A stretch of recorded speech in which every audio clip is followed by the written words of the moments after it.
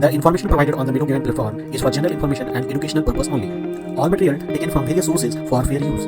We don't support self-medications at any circumstances. Do consult with your doctor before use of any medication. Thank you.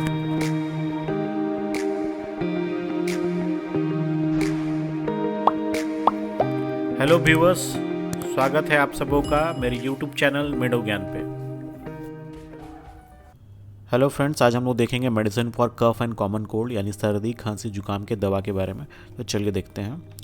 तो सबसे पहले हम लोग देखेंगे common cold यानी सर्दी जुकाम अगर हो गया है तो उस कंडीशन में हम लोग कौन सी मेडिसिन का यूज करेंगे। अगर मैं एक ब्रांड सजेस्ट करूं आपको तो उसका नाम है सुमो कोल्ड, जो कि अल्केम लैबोरेटरी द्वारा बनाया जाता है। सुमो कोल्ड में आपका पैरासीटामोल, फिनालेफ्रिन, कैफीन और डाइफेनहाइड्रामाइन मौजूद होता है। एक एक करके जो कंपोजिशन है उनके बारे में हम लोग देख लेते हैं। सबसे पहले पैरासीटामोल आपका एनाल्जेसिक और एंटीपायरेटिक प्रॉपर्टीज रखता है। सर्दी जुकाम के दौरान अगर हमारा बॉडी टेम्परेचर बढ़ जाता है यानी फीवर वगैरह ऐसा फील होता है तो उस कंडीशन में आपका पैरासीटामोल हेल्प करता है। अपार्ट फ्रॉम दैट, अगर बॉडी में पेन भी अगर हो रहा है, ऐठन जैसा हो रहा है, तो उस कंडीशन में भी आपका पैरासीटामोल इफेक्ट करता है यहाँ पे। नेक्स्ट है फिनालेफ्रिन एक नेजल डीकंजेसेंट है।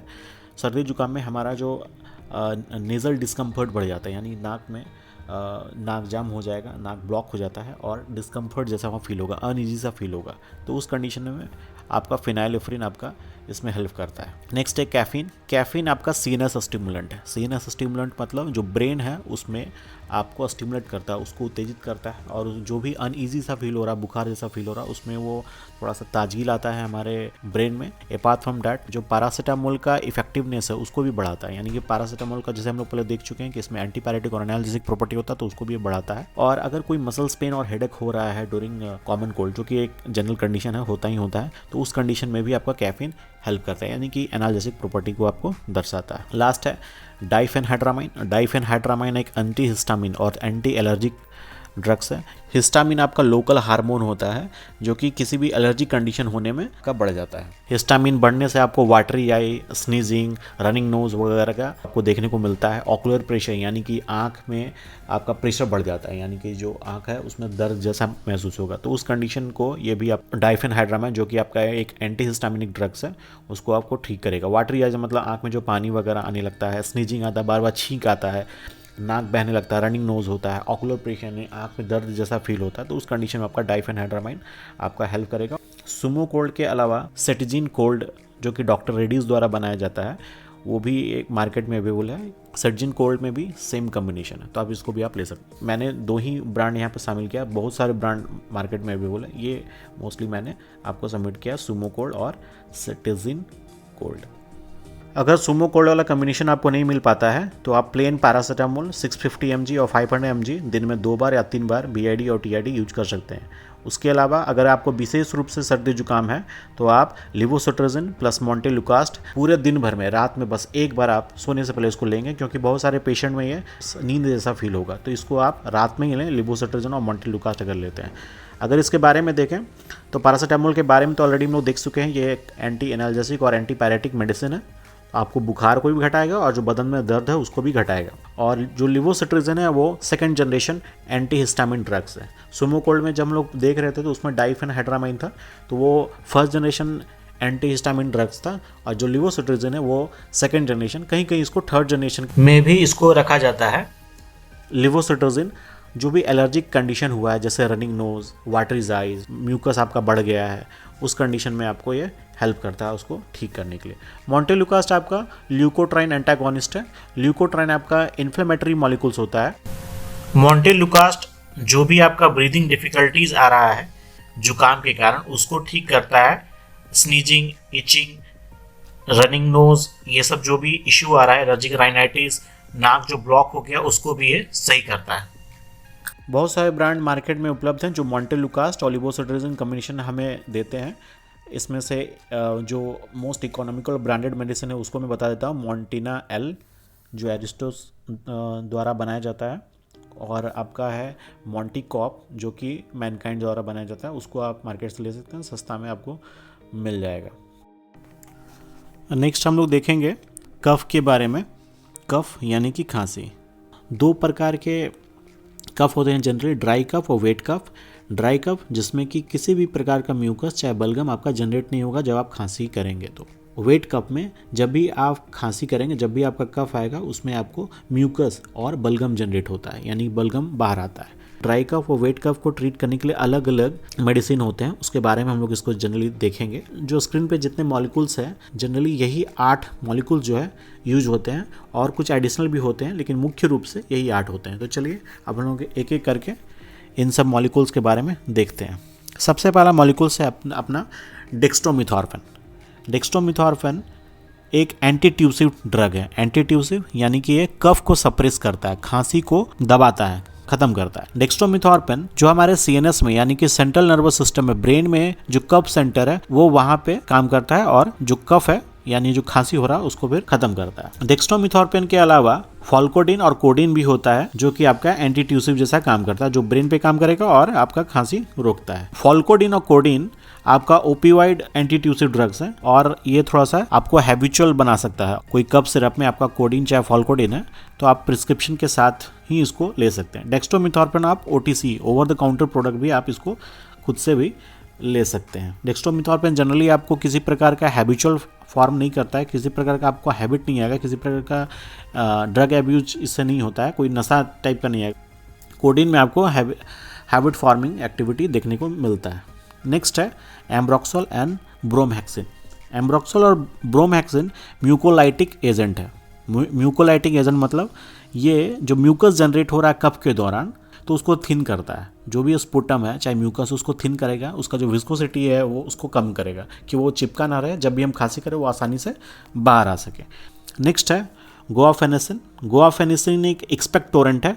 एक्सपेक्टोरेंट यानी कि ये म्यूकस को आसानी से कफ के द्वारा निकालता है। जब हम लोग खांसी करेंगे तो आसानी से उसको बाहर निकालता है, यानी कि एम्ब्रोक्सोल, ब्रोमहेक्सिन और गुआफेनेसिन साथ मिलकर काम करते हैं, कफ के साथ जो भी म्यूकस है उसको आसानी से बाहर निकालते हैं।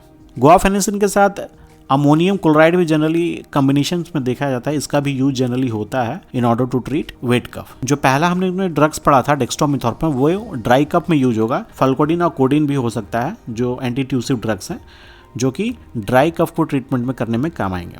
एम्ब्रोक्सोल, ब्रोमहेक्सिन, गुआफेनेसिन जो सेकंड एंड थर्ड है, वो हम लोग को काम आएगा वेट कफ को ट्रीट करने के लिए। ठीक है। 4th नंबर पे है फेनाइलिफ्रिन। फेनाइलिफ्रिन होता है नेजल डीकंजेसेंट, हम लोग पहले भी पढ़ चुके हैं। सुमो कोल्ड के कॉम्बिनेशन में नेजल ब्लॉकेज चाहे नेजल डिस्कम्फर्ट अगर हो रहा है ड्यू टू कॉमन कोल्ड, तो उसको ये ठीक करता है।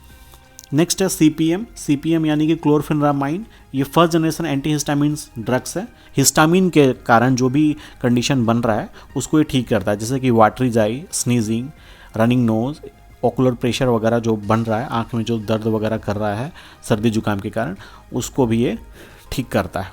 नेक्स्ट है मेंथॉल।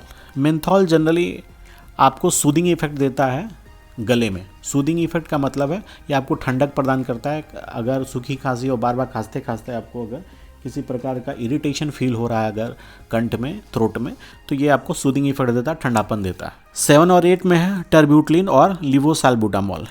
ये दोनों ब्रोंकोडाइलेटर्स हैं। कभी कभी ऐसा होता है कि कॉमन कोल्ड के कंडीशन में आपका जो थ्रोट है, आपका जो विंड पाइप है यानी श्वास नली है, वो पूरा म्यूकस से भर गया है, बलगम से पूरा भर गया, तो आपको सांस लेने में परेशानी हो रही है। और कभी कभी ऐसा भी होता है कि आपका जो श्वास नली है वो थोड़ा सिकुड़ गया है, तो उस केस में लिवोसाल्बुटामॉल जो श्वास नली है उसको चौड़ा कर देता है। श्वास नली चौड़ा होने के कारण हम लोग आसानी से सांस लेने में कोई इशू नहीं होता है। लिवोसाल्बुटामॉल टर्ब्यूटलिन से कुछ हद तक बेस्ट है, सुपीरियर है, अच्छा माना जाता है, क्योंकि लिवोसाल्बुटामॉल में ट्रैकीकार्डिया साइड इफेक्ट देखने को कम मिलता है। ट्रैकीकार्डिया यानी कि थोड़ा सा ब्लड प्रेशर जो है वो थोड़ा सा बढ़ जाता है इन लोग दोनों यूज करने से, तो ये लिवोसाल्बुटामॉल में ये ट्रैकीकार्डिया वाला साइड इफेक्ट कम देखने को मिलता है।